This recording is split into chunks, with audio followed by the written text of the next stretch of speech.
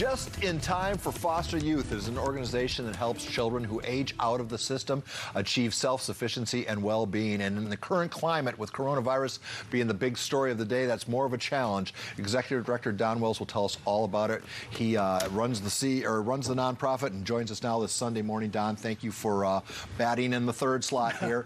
Let's just review. Explain to people what your organization does. Well, if you can imagine, let's think about your own children. If at 18 you told them it's time for you to leave because you've turned 18, you should be able to be out on your own. Here's a couple $100, go out, don't call me, don't come back. You're on your own and you need to make your life work. So that's the reality for a lot of young people who are coming out of the foster care system. And when Just in Time started about 16 years ago, our mission was to create a community of support for those young people. So it's providing them with some of the resources that they need, that they would be able to get if they had an intact family, but also just having a sense of belonging and that there's somebody who's going to be there for you. So let me just tell you the way I got involved with this. I was mentoring a young woman who went into the foster care system. She was 8 at the time. And so I was in her life for about 3 years. I became an emergency foster parent for her for a little bit. And we were watching Shrek one day because she was 11. And so when you're an 11-year-old, you like to watch Shrek multiple times. So she turned to me in the midst of one of those viewings and she said, "Why are you still here?" Because I'd been in her life for 3 years. And for her, she didn't understand what that meant. So that's the reality for a youth from foster care. They're disconnected from their families and they're disconnected while they're in care. And then when they leave foster care, they're still disconnected. So what we try to do is create that community of support for about 800 young people in San Diego. We have about 600 volunteers who help to make that happen. And we have a staff that's composed mostly of former foster youth who help deliver the services that we offer. When you hear of kids being in the system, you all think of that as a pejorative, but being in the system is a little safer than being cast aside out of the system, right? Well, there's two parts to that, and we like to say that nobody really wants to be in a system. People want to be in a community. So you're in the system and there are some things that are being done, but you don't have any power when you're in the system. You get moved around. Often you don't know why you're being moved from one place to another. What happens when people leave the system and join Just in Time, now they belong to a community that's actually run by their peers who were in the foster care system themselves. So they have ownership of that. They feel that sense of empowerment, and it's all individualized. So when somebody walks in the door, we ask, what do you need? What's your life like? Okay, you need to do this, this, and this. We can help you with that. And we're going to connect you with a community of volunteers who are going to be there once you turn 27 and who are going to be in your life going forward. And all that now is on hold. That great work, because that's the bridge. You're offering a bridge, right? A very solid bridge from the system to adulthood. Right. That's the way I understand it. Well, the thing is that the need is still there. So we can't put it on hold. We have to figure out a different way to provide that sense of belonging and those You just resources. lost your big Walk the Talk fundraiser. Exactly. It was supposed to be this past Saturday. So we got all the way up until Thursday, and we were still going to do it. And then Thursday morning, the governor issued that directive, and it was over. And we all understand that. So, but that's a chunk of change. I mean, that's a big deal. Right. So the great thing is that because we have a staff that is really passionate about this mission, and because we really pride ourselves on being resilient, just like the youth we serve, that was done on Thursday. By Friday, we had a Walk the Talk online for people to do their paddle raises and their auction purchases online. So we were able to recoup some money, not as much as we would have gotten with that experience, but we just pivoted.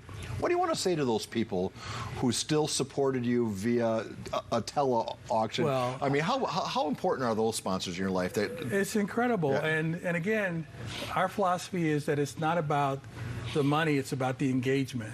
If you really engage people, and if you are telling them, here are the measurable benefits that we're providing to the community, people will support you. And those people, we had people calling us saying, what can I do? You know, a lot of people were concerned that with the economic crunch starting and the stock market falling, that people would just back away and start to just look at, what do I need to do to protect myself? We had so many people who did the opposite. and stepped forward and said, what can I do to help? How can I give more? People gave additional contributions than the ones they were going to do before. You know, Don, we were talking about the mortality rate of this virus, and no one wants to see a loved one, no one wants to lose a loved one. But do we risk, with the economy in the shape that it's going to be in for the foreseeable future, do we risk the mortality rate of nonprofit organizations? I think that that's absolutely true. As my colleague said before, you need to have a reserve in place so you can get through these times. Nobody could predict that this particular thing would happen on this level. Luckily, we have a board at Just in Time who insisted and focused on we need to build a rainy day fund so that we have that, so we do have that in place. The thing is that even with that, we see the need is going to continue to get more and more over time. And, you know, in the best of times, the nonprofits are there to try to help the people who are kind of left off out of the usual way that resources are distributed. And so now there's going to be more people who are pushed into that.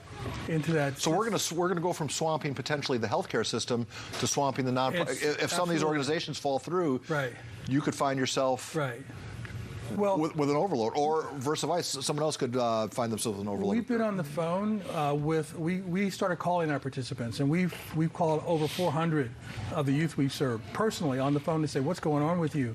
And we're hearing about people who were doing fine, had a job that they've been on for years, had saved some money, you know, got an apartment, and they had 2 days off over the weekend, and while they were off, they found out that the restaurant closed.